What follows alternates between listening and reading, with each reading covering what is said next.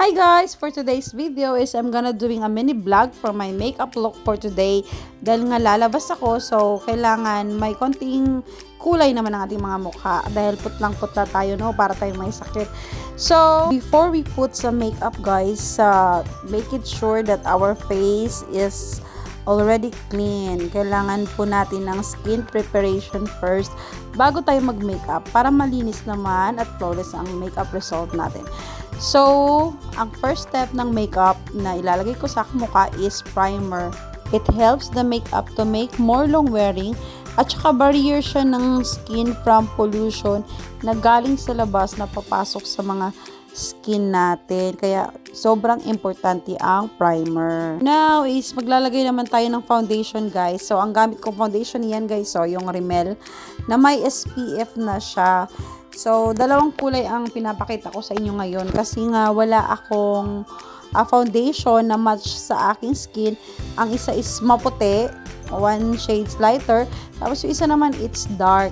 So, para mag-match yung foundation, dalawang kulay ang ihahalo natin ngayon. Paghaluin ko lang yung maputi at saka maitim guys. So, dito ko na lang ilalagay sa kamay ko kasi wala akong plate na pwede kong pagmixan. So, kahit saan naman pwede. So, basta may idea ko kung paano gawin, pwede yan guys. Sa makeup, there is no rules. So, ayan na nga guys, minimix ko na yung dalawa, no? Hinalo-halo-halo ko lang. Halo kay ube, halo-halo, hanggang sa mamix yung dalawang kulay para mag-fit na yan sa skin natin. At saka yung uunahin natin ngayon is yung kabilang side. Para makita nyo yung coverage ng foundation kung may pagkakaiba ba talaga. Yung skin pigmentation ko, tatakpan natin yan guys. Kasi ayan o, yung tumatanda na tayo, hindi natin alam na lumalabas na yung mga pekas-pekas, ganyan. Minsan naman nawawala yan. Pero minsan din napakaitim. So, ang gawin natin ngayon is tatakpan natin siya.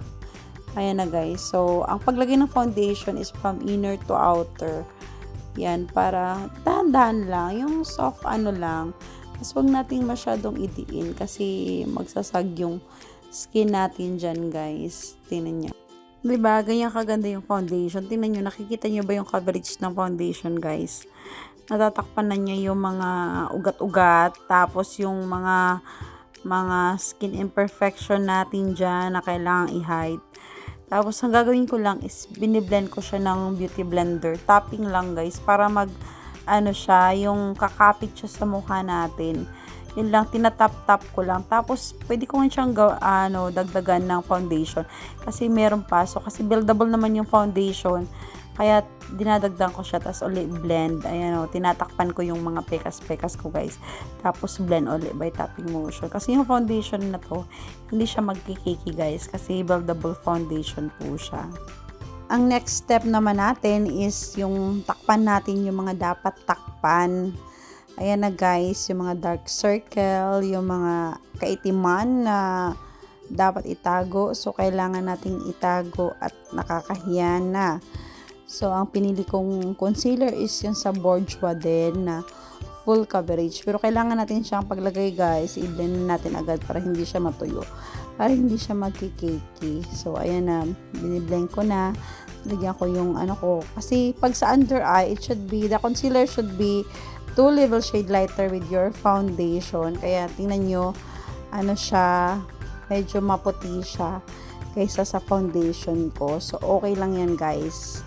Kasi i-highlight natin ang ating napakagandang eye bag. Tapos yun na nga, blend, takip-takip sa mga kailangan takpan.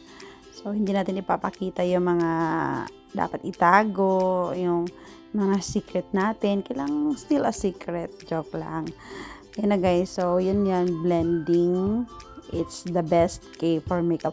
At saka, yung concealer ko na rin, yan na rin ginagamit ko. Parang eye primer siya guys. Kasi, maitim din yung mata natin, no? So, kailangan ko ding lagyan ng eye primer para yung eyeshadow ko mamaya is mag-blend ng maayos. So, guys, dito na tayo sa Kilay is Life. So, kailangan nating i-brush yung kilay natin para umayos naman sa forma.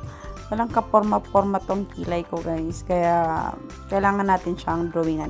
Ito pala yung gamit kong brow palette. Galing din sa Rimmel product guys. Ano siya, wax and powder. So, first step is the wax and then powder is the second one. Ang kagandahan talaga sa pangkilay na ito guys is napaka-pigmented niya. Kaya gustong-gusto ko siyang gamitin. Tsaka, hindi siya mahirap i-blend. Ang ganda-ganda niya.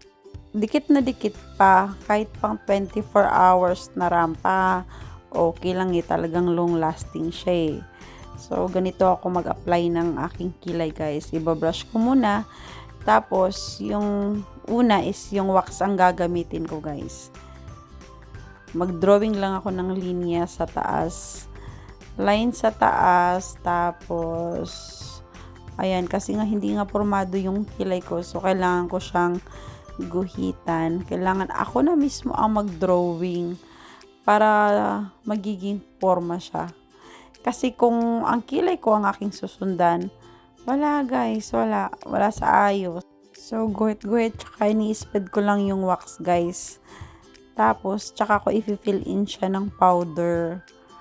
Yung powder ang nilalagay ko sa mga gaps para magkulay lahat yung yung kilay. Ito ang pinakamatagal na gawin guys sa pag-makeup, ang pag-cleanse.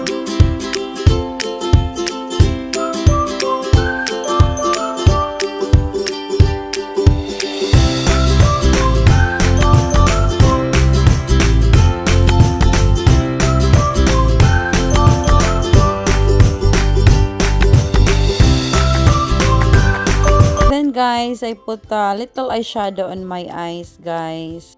Pang Korean look lang kay dili man ta kuan karon ang ato ang makeup is light lang man kay mugawas lang man ta para palit suka bitaw guys. Light lang kay di raman. So for daily makeup look lang, so light lang. So one color of eyeshadow, then I will put eyeliner, guys. Then, ang eyeliner, simplihan lang din natin. Yung pang lang, pang mild-mild lang, 'di ba guys? Konting wing. Tapos, tingin yung mata ko, diba? Nagiging buhay pag may eyeliner, kumpara dun sa walang eyeliner. Ang eyeliner din kasi guys, nakakabuhay ng mata. Tignan mo kanina, para akong inaantok. Ngayon, naka-eyeliner ako. So, 'di ba parang fresh yung mata ko. Yan. So, ngayon naman, mascara ang ilalagay natin. Kasi tingnan nyo guys, wala akong kapilik-pilik mata. Sobrang liit talaga. So, I will use this 2-in-1 mascara from Max Factor. It's lengthening and volume na siya. So, iti-twist mo lang for volume. So, apply mo muna yung length niya, tapos tsaka volume. So, when you apply din mascara guys, kailangan from root to tip. Tapos, kailangan in zigzag motion. Yan, zigzag yan guys, para makita nyo. O, tingnan nyo, kahit malayo lang yung malayo yung pilik mata ko, pero nakikita nyo dito sa kabila, 'di ba? So, tingnan nyo siya. Nakita nyo ba guys? O ako lang ang nakakakita? Tingnan nyo naman guys. Para makita nyo, hindi yung ako lang yung nakakakita. Mas preferred ko mag-mascara guys kaysa magpa-extension lashes na ubos lahat yung lashes ko. Tapos ngayon guys, magkukontour tayo dahil malaki yung pisngi natin. So, kailangan nating itago yung mga taba-taba. Kaya ito lang yung sikreto guys, na hindi halata yung mga mapanga nating mukha. Tapos yung mataba nating mukha. Iko-contour lang natin yan para maitago. Tingnan nyo, diba, lumiit na yung mukha ko. Kanina ang taba. Tapos parang bilog na bilog yung mukha. So, kailangan i-achieve natin yung pinakamagandang shape ng mukha, guys. Kaya sa mga matataba ang mukha, huwag kayong mag-alala. May pampaliit dyan. Contour is the best. Then, I will put blusher. So, to make a colorful makeup.